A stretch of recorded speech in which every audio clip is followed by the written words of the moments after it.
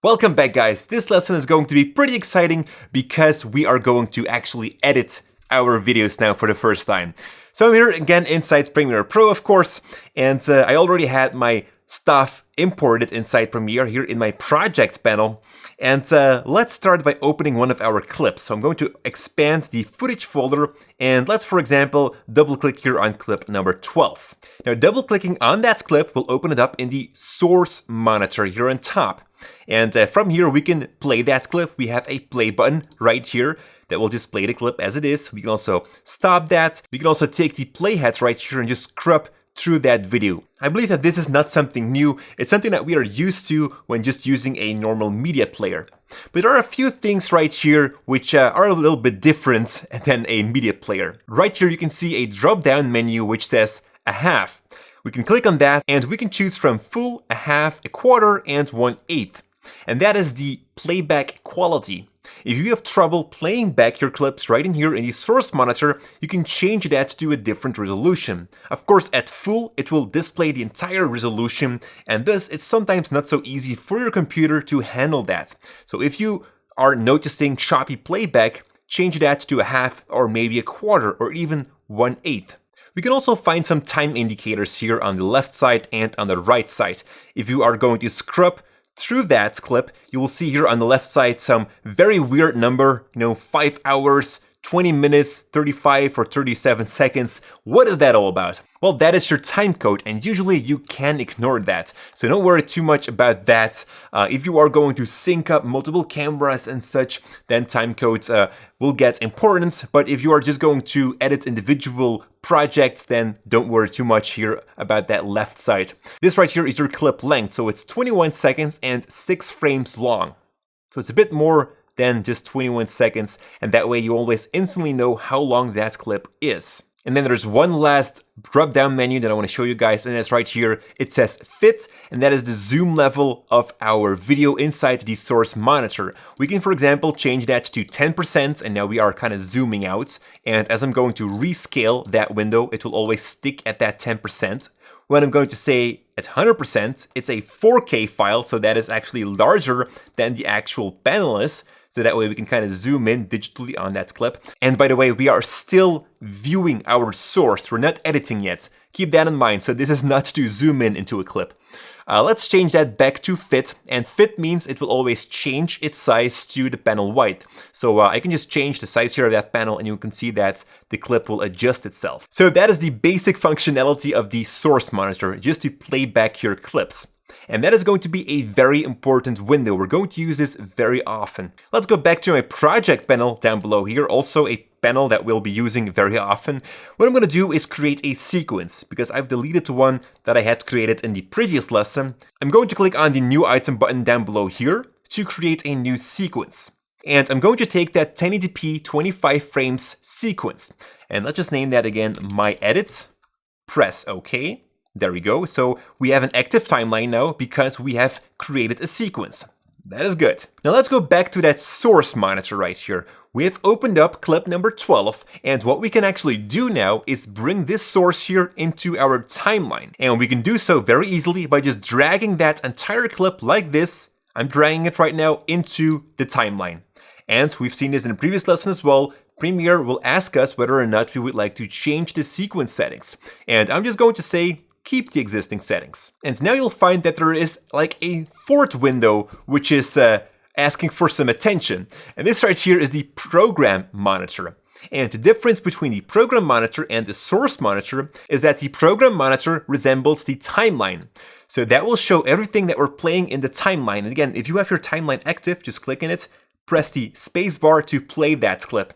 You're now looking at that clip in your edit.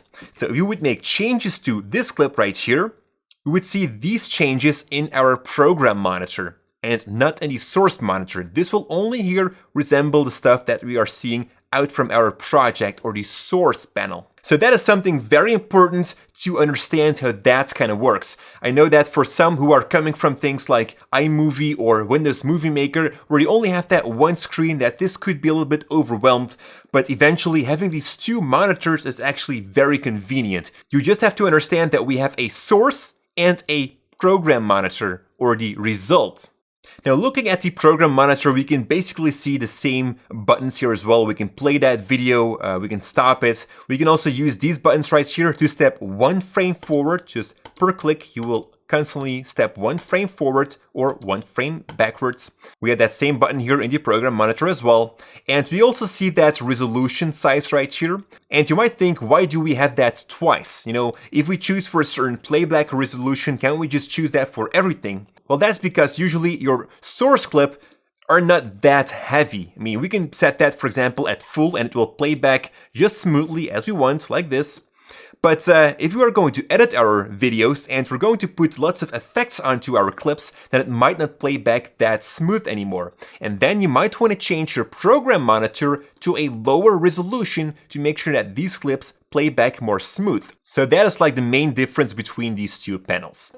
All right, let's have a look at a problem that we are running into.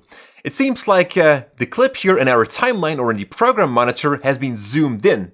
And we've talked about this before. We are sticking a larger resolution file, a 4K resolution, into a 1080p sequence, which is much smaller. It doesn't fit in there. So how can we fix that? Again, we've talked about this before as well. We can downscale this clip. And that is simply done by right-clicking on that clip in your timeline, like so. And then down below somewhere, let me just scroll down, we can say set to frame size. And that will change that clip to the frame size of the sequence. Click on that and it will adapt to it. And this way we are downscaling. We are putting much more information, much more detail into a smaller sequence, which is a plus point. And later down the road, you'll also see some more advantages of doing this. All right, we have our clip in a timeline, but what I'm gonna do now is select that and press the delete key on my keyboard, because this is not really a good way to edit videos. Let's go back to that footage folder right here. What I can do, for example, is double click on the folder itself, and that will open it up in a new tab right here on top. And I can also drag that tab to a different location. So let's say that I wanted to have it next to my project tab, like that, to the root folder, where I have all my folders, and then next to it I have my opened bin folder. Because I might want to change my view here to the icon view, like that, so that I can see the shots that I've shot, so I can see visually which shots that I'm picking out. And the cool thing about Premiere here is that we can actually hover these shots, and by hovering it, we are already playing it back. So that is pretty cool. So that way we instantly know, okay, these are the shots that I need. So let's have a look here. This here is the first shot, clip number 1. This is something that I want to drag into my sequence. Is this the right shot? Yes, that's the right one. So I'm going to double click on it to open it up in the source monitor. And what I want to do now is actually only take out the part from the source that I need and drag that to my sequence. The rest I'll already cut off from the source. And those pieces that I want to cut off is, for example, here all the way in the beginning, where I'm telling Kim, and you'll see her more often throughout this class, she's going to be our lovely model, to start walking. So only at the point where she starts walking, I want to let this clip start. All the rest before that, I don't want to use. So what I'm going to do here is set an in point. And that way I'm telling to Premiere, all right, from here, from this, you can start using that clip. And there are two ways to set that in point. You can either click here on the Mark In button in your controls here from the source panel. Let's just click on that, and as you can see, it has now created a selection of that clip. Or another way to do it is also press the I key on your keyboard, and that stands for in point. Now let's move further, because I want to use this whole walk here of Kim. She's waving like this, and right here, I want to stop that selection again. So now I can just press the O key on my keyboard, or the out point, or you can also use this button right here, which says mark out. And now you can see that we have made a selection of that clip. And what will happen now when I'm going to drag this source clip here to my timeline is that it will only take that specific selection. Let's just say keep existing settings for now. I'm also going to right click on that clip and set it to the frame size, like so. And let's play this clip now, the entire clip, just hit the space bar like so. You will see now that we have only dragged in that specific part of that clip into the timeline. And that way we're already editing a bit. We are throwing away the stuff that we don't need. We are making some sort of a pre-selection, and that is going to help us more with the edit later on. Now, a question that I always get here from my students is, did I just change something to the source of my clip?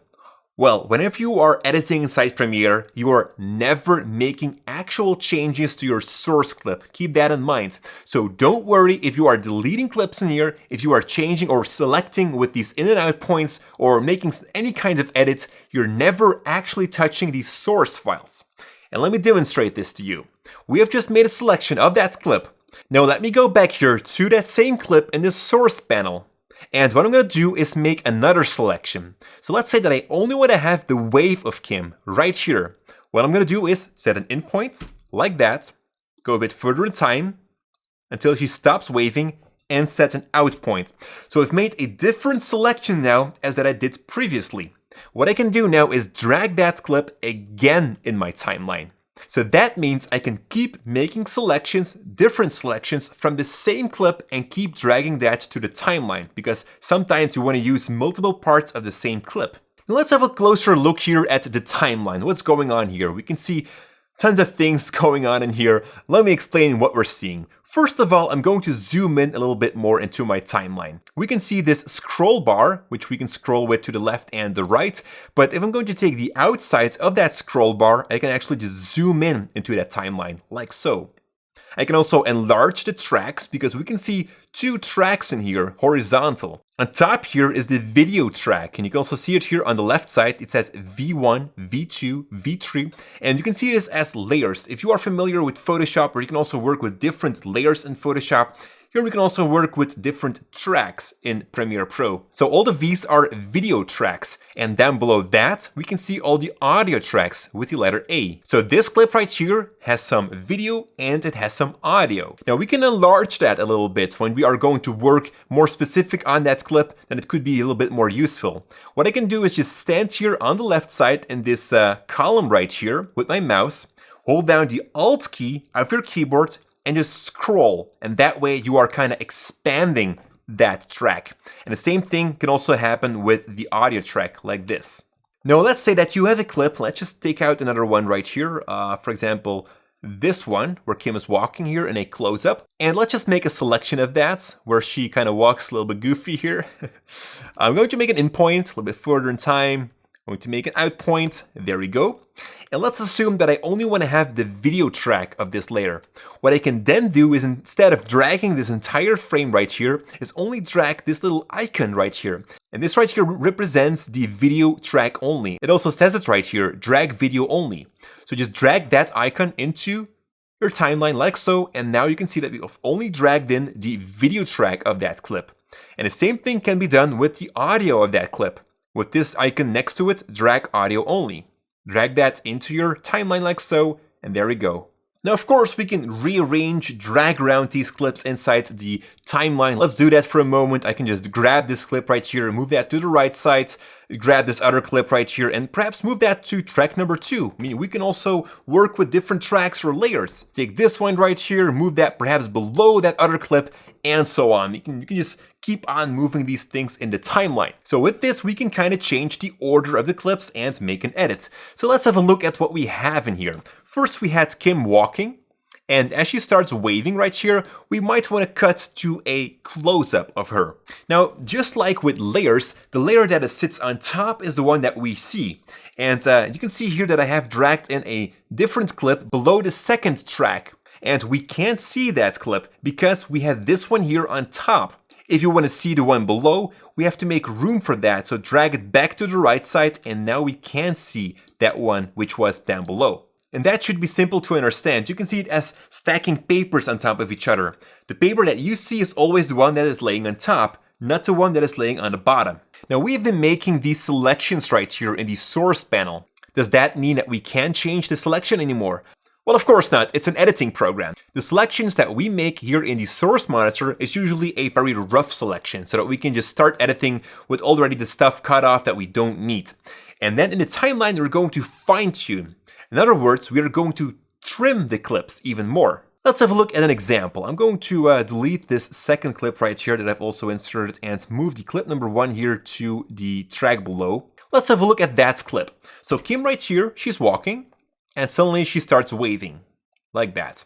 And then I have a second clip right here, and let me just delete that audio, I don't need that. And I'm also going to scale that to the frame size like this. And right here we have a clip of Kim also walking and waving as well in a close-up. And what I want to do now is kind of align these two clips so that they match up with each other. So right here, Kim is walking in the long shot, and as she starts waving, I want to cut to the close-up of her waving. So that means that the rest of the shot here is not really needed anymore. There are two things here to cut that off. And the first way is by trimming a clip. And that can easily be done by just standing here on the outside of that clip and dragging that outside to my player head, like so. And now when I'm going to play this clip, you'll see that it stops just at the point as she starts waving, like that. And that is perfect because at that point, I'm going to cut to her close-up, which is this clip right here. So let me just drag that clip here next to it, like so. And that clip here starts actually with Kim first walking, and then she starts waving. So what I can do is just trim that again larger. We are making our selection longer. So take the outside and drag that longer, like this. We're not stretching it or anything, we are just changing the in and the out points. So let's look a bit further. Let's say that somewhere right here, this clip has to start. So I can just trim that back to my playhead like this, and now move that clip next to the long shot, like so.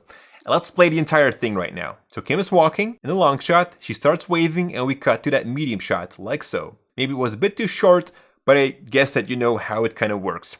We can always change our selection afterwards by just taking the outsides of the clip and dragging it longer or shorter.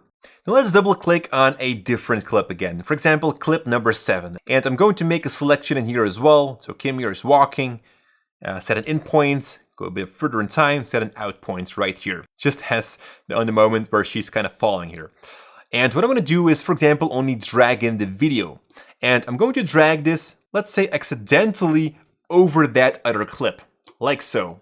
Does that mean that we have lost that piece of that first clip because we have overwritten it? We kind of wanted to have her walk a bit longer in this close-up, but we cut off that piece with that third clip that we've dragged in. Well, no worries about that. We can always make room again. Drag that third clip a little bit to the side, trim your second clip a bit longer again, and move that third clip back to the playhead. So as you can see, you can move clips around, you can trim clips, you can overwrite clips, but at all time, you're actually only making a selection. You are never really actually cutting into that clip. We are talking here about making selections, using selections and adjusting that selection in your timeline. Now, one of the things that you might have also noticed is that when I'm dragging these clips around, that they kind of snap against each other here. You can also see that right here. It's also indicating, let me just zoom in a bit more here on this. When I'm dragging that clip, it snaps against that other clip like so.